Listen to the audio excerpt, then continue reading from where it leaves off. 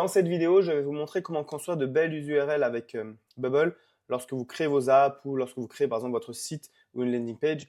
Pourquoi cette vidéo? Parce que ça va faire 1 an et demi que je développe des applications, j'en ai fait 4, je suis en train de faire la version d'une nouvelle application et je me suis rendu compte que je n'utilisais pas correctement ce qu'ils appellent les paths sur Bubble, donc les chemins, et j'utilisais beaucoup les paramètres URL, et les custom states, mais ils ont chacun leur objectif. Je vous montre comment utiliser les chemins sur Bubble. Globalement, l'idée, c'est d'avoir une URL un peu de ce style-là, où vous allez avoir votre application, le domaine, enfin, votre nom de domaine, pardon, le nom de la page, et ensuite vous allez avoir un chemin, board 1, nouvelle page, sub nouvelle page, etc. Là, aujourd'hui, dans mon cas, moi, mes applications ressemblaient à ça. Test page, j'avais le nom de ma page, j'avais un ID qui correspondait à la data qui était affichée sur la page, et après, j'avais des paramètres URL, donc le point d'interrogation, valeur key 1, valeur 1, key 2, valeur 1, etc. Donc, c'était pas très joli, c'était pas SEO friendly comme on pourrait dire. Et mon objectif à travers cette vidéo, c'est de vous montrer comment Bubble travaille avec ces chemins d'accès. Globalement, pourquoi avoir de belles URL? Donc, c'est parfait pour le SEO. Donc, plus l'URL est claire, mieux Bubble pourra crawler et Google crawlera votre site et comprendra l'intérêt de votre application et vous serez mieux indexé. Donc, c'est très utile pour les sites, les landing pages, peut-être pas, mais c'est très intéressant pour les sites lorsque vous avez un blog, lorsque vous avez des articles, et moins aussi pour les applications, mais ça reste quand même utile pour le SEO. Néanmoins, c'est aussi très utile lorsque vous avez une application pour les redirections user sur un affichage souhaité. Exemple, vous voulez envoyer un article bien précis, plutôt qu'envoyer une URL avec plein de paramètres URL où c'est moins compréhensible, vous envoyez une URL avec, par exemple, vous voulez envoyer le lien d'un produit, chaussures chaussures de sport, par exemple. Ça marche aussi pour les sign-in, sign-up. Quand vous voulez envoyer quelqu'un sur une page de connexion ou d'inscription, on sait aujourd'hui que moins l'utilisateur a besoin de réfléchir, plus il arrive directement sur une page où il y a de l'action concrète vis-à-vis de son besoin, moins on aura de chances de le perdre. Pareil pour les complétions de forme. Lorsque l'utilisateur remplit un formulaire, on aimerait qu'il puisse revenir à la dernière page avant d'avoir validé, par exemple, ou à la dernière data complétée. Stabilité, persistance versus custom state et paramètres URL. Comme je disais, un custom state, c'est utile surtout lorsque vous voulez garder en tête un état, les paramètres URL lorsque vous voulez garder en tête un filtrage par exemple, mais pas vraiment lorsque vous voulez faire de l'affichage. Meilleure compréhension pour l'user, on l'a vu juste en haut. Lorsqu'on a une URL de ce type-là, notre utilisateur, lorsqu'il regarde son URL en haut, il comprend exactement sur quelle page il est, sur quelles données il est. Donc, on passe sur Bubble pour voir comment ça fonctionne. Nous voilà sur Bubble, j'ai fait un exemple simple. Le but, c'est de voir comment Bubble interagit et utilise en fait ces chemins, ces paths. Donc là, on a l'URL suivante. On a https myconform.com, version test parce que je suis en version test, mais on va oublier ça. Imaginons qu'on est en live, donc on a myconform, test page et board 1. On va voir à quoi correspond le path, à quoi correspond le path segment, et on va voir comment Bubble nous permet d'interagir avec cela. Ici, j'ai un exemple de navigation, d'accord? Board 1, 2, 3, 4. Imaginons que je suis par exemple un dashboard. Et ben, on voit que quand je suis sur board 1, le path, c'est board 1, board 2, board 3. Donc, le path ici, c'est ce qu'il y a après le nom de la page. Donc, on a notre domaine, on a le nom de la page, test page, ça c'est ma page, et board 3 ici, c'est le chemin, le path. Donc si je passe à 1, board 2, board 3. C'est comme ça que Bubble présente le path. Ok? Le path segment, c'est vraiment tout le chemin à partir de notre nom de domaine, enfin de notre URL, de la racine de notre URL. C'est-à-dire qu'ici, quand je suis sur board 1, le path segment, c'est test page board 1. Là, c'est test page board 2, test page board 3. Le nombre, donc on a un count. En fait, quand on va reprendre le path segment, on peut récupérer un count. On voit qu'ici, on a 2. C'est-à-dire qu'on a le nom de la page et le path. Donc, le path segment, donc son count, le nombre de paramètres qu'il y a, c'est 2. On voit bien que peu importe sur quel bord je suis, c'est bien 2. Et ici, j'ai listé, pour meilleure visibilité, donc chaque élément du path segment. Donc, on voit bien qu'on a board test page, board 1, board 2, board 3. Maintenant, ici, je vais ajouter Siamac et je vais l'ajouter au path. On voit ici que le path n'a pas changé, c'est toujours board 1. Par contre, au niveau du segment, on a rajouté Siamac, on est passé à 3. On voit bien que Siamac a été rajouté ici Et là, dans l'URL, on a bien test page, pardon, on a bien test page, la page, le board et le nouvel élément. Et ici, si je viens et je rajoute Azadeh, ça s'est rajouté à là, juste après. Dans le path segment, on a bien Azadeh, on passe à 4, on a bien notre liste qui est ici. Si je viens ici et que je change, en fonction, là, ici, dans la manière dont j'ai géré, ça va supprimer ce qu'il y avait juste avant.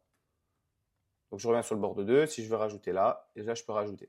Donc, on peut jouer directement. Donc, on peut se dire, au lieu de là, c'est des exemples, mais au lieu de mettre des valeurs random, on pourrait très bien mettre les slugs. On est sur un blog, on veut faire on est sur la page produit, on est sur la page chaussures de sport, et on veut faire afficher du coup le slug. Donc, il suffit, au moment où on fait notre go to page, d'afficher le slug de la data qui a été envoyée sur la page. Je vous montre ça juste après. L'intérêt de travailler de cette manière-là, c'est qu'on peut aussi faire de l'affichage de données dynamiques. Lorsqu'on est sur une single page app, donc ça veut dire qu'on a une seule page, on est par exemple sur test page, et je vais faire afficher différents types de blocs. Exemple, on est sur un dashboard, on veut que ce soit dynamique, on veut que ce soit rapide, on veut que notre utilisateur il n'ait pas le temps de trop réfléchir, on va dire, il faut que ce soit instantané, qu'il puisse naviguer rapidement d'un board à un autre. Et bah ici, par exemple, je sais que quand je suis sur board 1, j'affiche board 1. Ici, quand le path, c'est board 2, j'affiche board 2. Quand je suis sur board 3, il n'y a rien.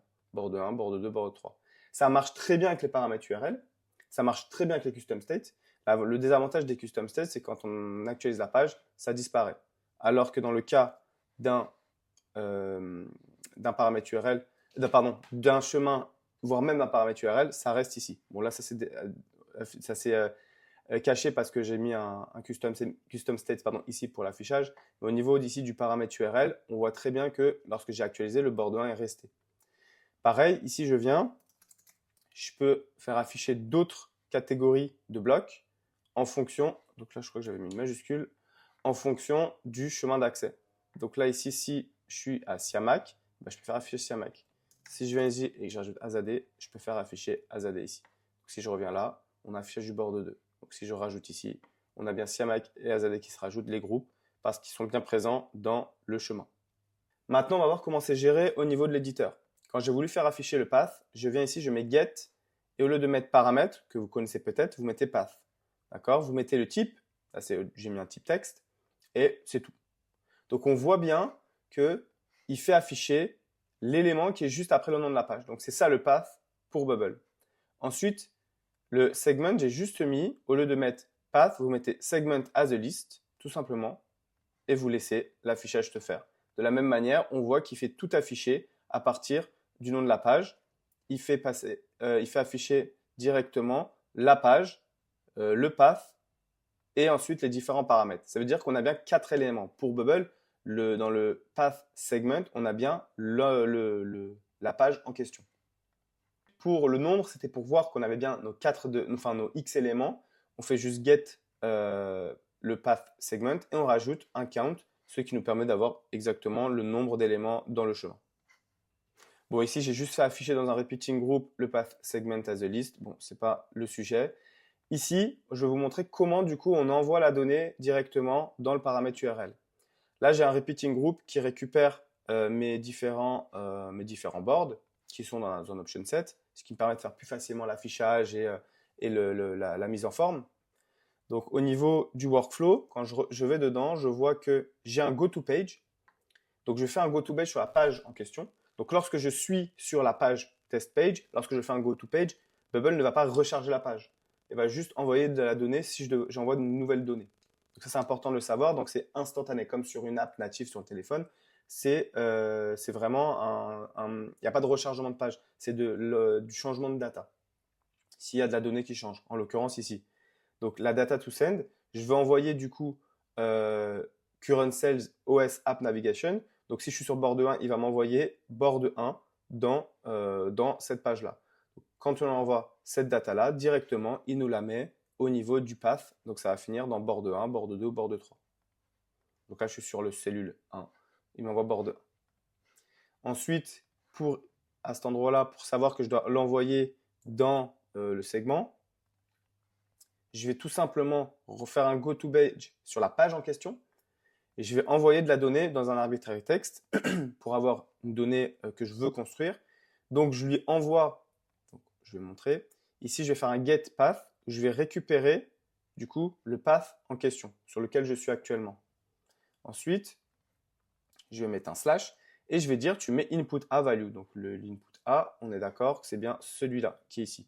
Donc je viens, je lui mets input a value et à ce moment-là, il me crée ici, lorsque je clique là, il va me récupérer board 1 et il va me rajouter Siamac qui est dans l'input A. Si je mets n'importe quoi ici, il va me mettre la data qui est dans l'input A. Et de la même manière, ici, si je mets n'importe quoi, il va me le mettre à la suite. Comment ça a été fait? C'était fait exactement de la même manière, mais cette fois-ci, au lieu d'avoir juste le path, je récupère aussi l'input A et je mets la valeur de l'input B. C'est une manière de le faire. Après, en fonction de la construction de votre application, peut-être que ça sera dynamique d'une autre manière avec des slugs. Maintenant, pour terminer, l'affichage, c'est tout bête. Le board 1 dans les conditionnels, au lieu de faire un get data, forme page URL et récupérer des paramètres, là, je vais récupérer le path. Moi, c'est un option set. Donc, au lieu de mettre text, je mets l'option set et je vais mettre is tout simplement quand c'est board 1. Quand c'est board 1, tu me le rends visible. Tu me le rends visible quand c'est board 2. Et à ce moment-là, pour cela, comme c'est des paramètres qui sont après le path, je ne vais pas récupérer le path, mais je vais récupérer le segment et je vais dire quand l'élément 3 c'est Siamac, tu me l'affiches. Celui-là, quand l'élément 4 c'est Siamac, tu me l'affiches. Car comme on l'a vu ici, là ici on a bien l'élément 1 c'est la page, l'élément 2 c'est le path, 3 c'est le premier paramètre, 4 c'est le paramètre juste après. C'est-à-dire que le path sera toujours dans le path segment, ce sera toujours l'item numéro 2. Voilà, globalement, je trouve, en tout cas à mon sens, après avoir bien utilisé les custom states et bien utilisé les paramètres URL, je me rends compte que utiliser chemin, on obtient exactement le même résultat, mais c'est vraiment beaucoup plus clair. Ça crée des URL beaucoup plus friendly, beaucoup plus sympa, beaucoup plus joli, beaucoup plus compréhensible. Et d'un point de vue utilisateur, c'est beaucoup plus simple et c'est beaucoup plus agréable d'utiliser une application ou un site lorsque l'URL est correctement construite.